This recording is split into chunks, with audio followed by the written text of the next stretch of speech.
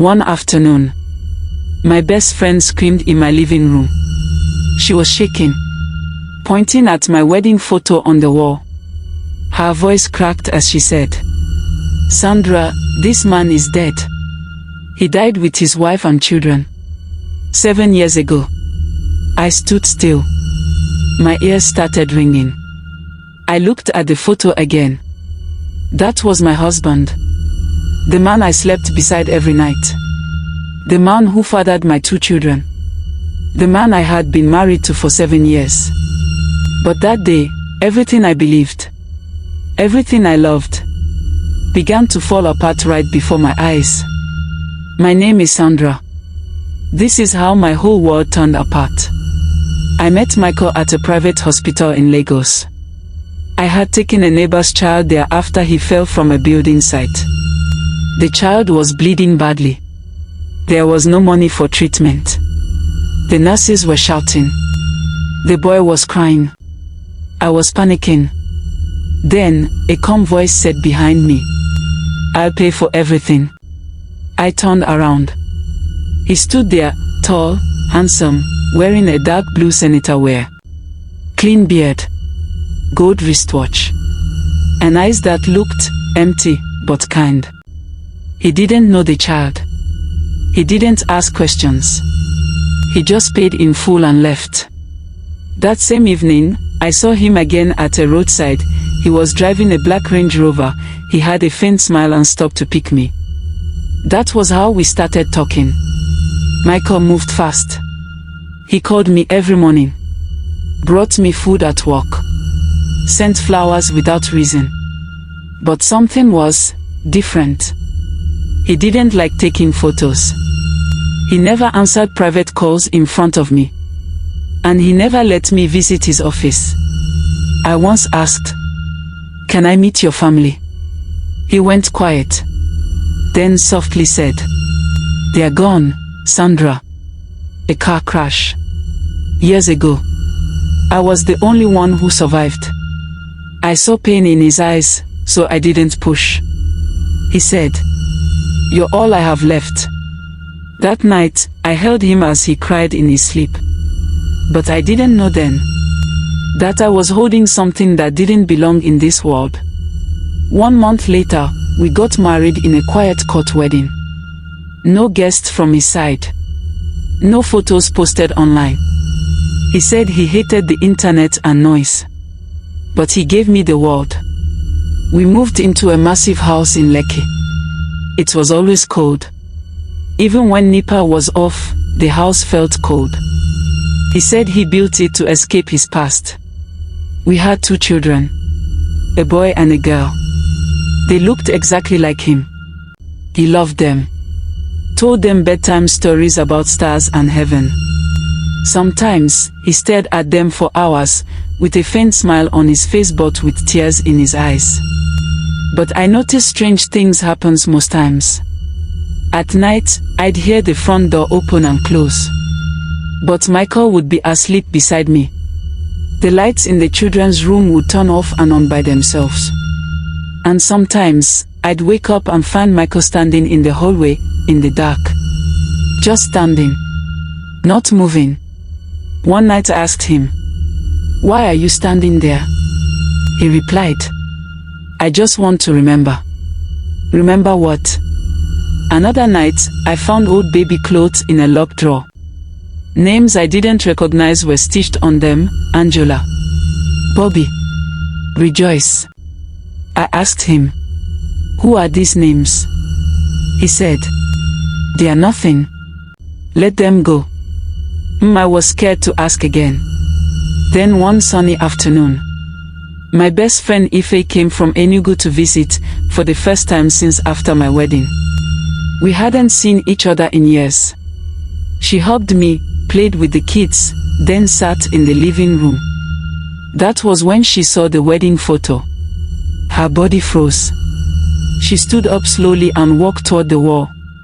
Then she whispered, "Sandra, this man, where did you say you met him?" I laughed. "That's my husband. You don't know Michael." She didn't laugh back. She was sweating. Her hands started to shake. She looked like someone who saw a ghost. Then she said something that broke my soul. "Sandra, this man is dead. He died 7 years ago. In a car crash. With his wife and 3 kids." I thought it was a prank. Until she showed me her phone. She searched something on Google. And then, my whole body went cold. A news headline appeared. "Tragedy in Lagos, billionaire Michael Daniels, wife, and 3 children die in horror car crash." There was a picture. His face. The same face that kissed me every morning. The same face that fathered my children. But standing beside him in the photo was another woman. And 3 children I had never seen before. They were all smiling. All of them gone. That night, Michael came home like nothing happened. He brought shawarma for the kids. Kissed me on the cheek. Sat on the couch and started watching football. I stood there, frozen. I looked at his hands. His eyes. His shadow on the wall. Then something clicked in my head. What if this man beside me was never alive at all? And the children I gave birth to, what exactly are they? I lay beside him that night, eyes wide open, listening to his soft breathing, and wondering if I had spent the last 7 years married to a ghost. The next morning, I waited for Michael to leave the house. He said he had a quick meeting. As soon as he left, I locked the door behind him. My hands were shaking. I went to the living room, took down our wedding photo from the wall, turned it around. There was handwriting behind it.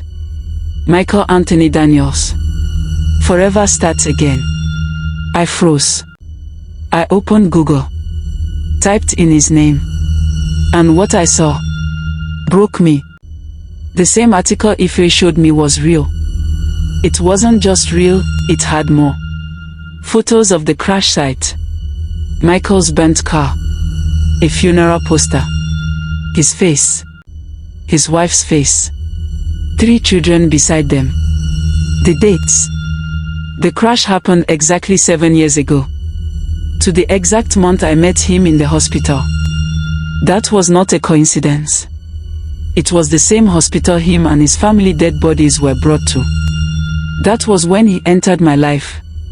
After all I discovered, I ran to Ife's house crying. She held me. We went to see her pastor that night.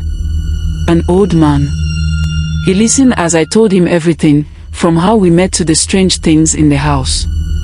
He didn't interrupt. He just sat still.